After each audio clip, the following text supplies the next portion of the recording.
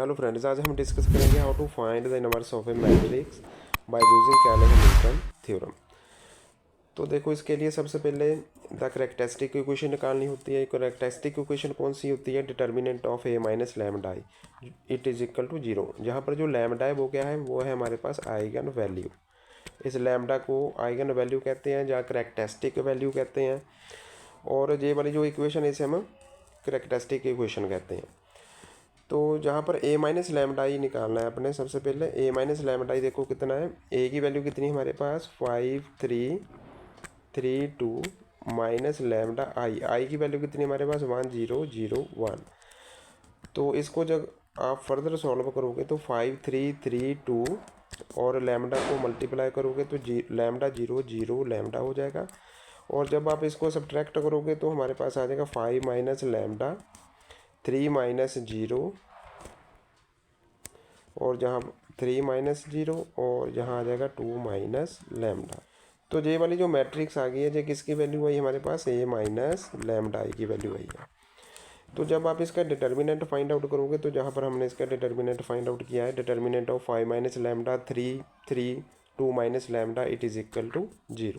तो जब आप इसका डिटर्मिनेंट फाइंड आउट करोगे तो हमारे पास कौन सी वैल्यू आती है? देखो,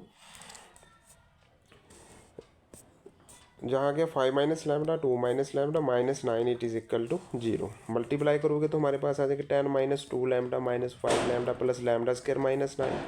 तो जहाँ पर ये जो हमारे पास इक्वेशन आ रही है इसको हमने लेट करना है F lambda it is equal to, सबसे पहले तो लैम्डा स्क्वायर वाली टर्म को कलेक्ट कर लो, इसके बाद जो लैम्डा वाली वो टर्म कलेक्ट कर लो, इसके बाद जो कॉन्स्टेंट टर्म है उसको कलेक्ट कर लो। तो इट इज़ इक्वल टू 0। जहाँ पर ये जो इक्वेशन आ गई है, ये हमारे पास कौन सी इक्वेशन है? Characteristic equation. F of lambda के साथ इसको रिप्रेजेंट करना है आपने। तो बाय यूजिंग कैले-हैमिल्टन थ्योरम, अगर कैले-हैमिल्टन थ्योरम क्या कहती है? कोई भी मैट्रिक्स अपने कैरेक्टरिस्टिक इक्वेशन को सेटिस्फाई करती है। तो जहाँ पर जो गिवन मैट्रिक्स है वो ए है, दैट इज़ एफ ऑफ ए कितना हो जाएगा? 0। तो कि जे वाली इसकी कैरेक्टरिस्टिक इक्वेशन है, तो कोई भी मैट्रिक्स जो इस क्वेश्चन में जो गिवन मैट्रिक्स है वो इसको सेटिस्फाई करेगी। इट मीन जहाँ पर लैम्डा है, अपने लैम्डा की जगह कौन सी वैल्यू फिल कर देनी है? ए, तो -7a। और जहाँ पर कांस्टेंट है उसकी जगह आपने आइडेंटिटी मैट्रिक्स फिल करनी है। तो इसको सॉल्व करने के लिए जहाँ पर सबसे पहले आइडेंटिटी मैट्रिक्स को एक साइड कर लो और दूसरी सभी की सभी मैट्रिक्स दूसरी साइड कर लेनी है। तो अब इसके बाद इसको होल इक्वेशन को मल्टीप्लाई करना है अपने ए इनवर्स के साथ। जब आपने ए इनवर्स के साथ इसको मल्टीप्लाई किया तो हमारे पास कौन सा आंसर आएगा? जहाँ ए इनवर्स आ जाएगा, जहाँ क्या होगा? 7 into A inverse. A into A inverse किसके इक्वलेंट होता है? आई के इक्वलेंट होता है। तो मैंने जहाँ आइडेंटिटी लिख दिया 7 इंटू आइडेंटिटी माइनस, जब ए स्क्वायर को ए इनवर्स के साथ मल्टीप्लाई किया तब हमारे पास कौन सी वैल्यू आ जाएगी? 2 minus 1। It means A, only A, जहाँ पर ए की वैल्यू आ गई।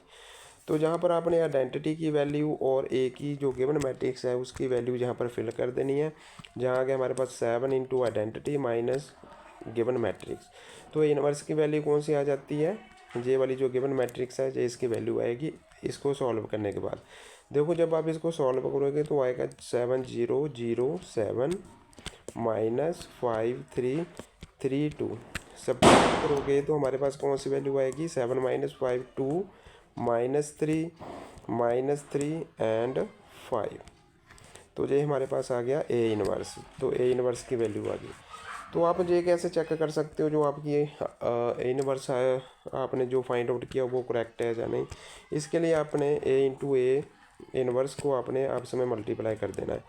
एक मैट्रिक्स कितना है हमारे पास? 5 3 3 2 और ए इनवर्स कितना आया है? 2 -3 एंड 5।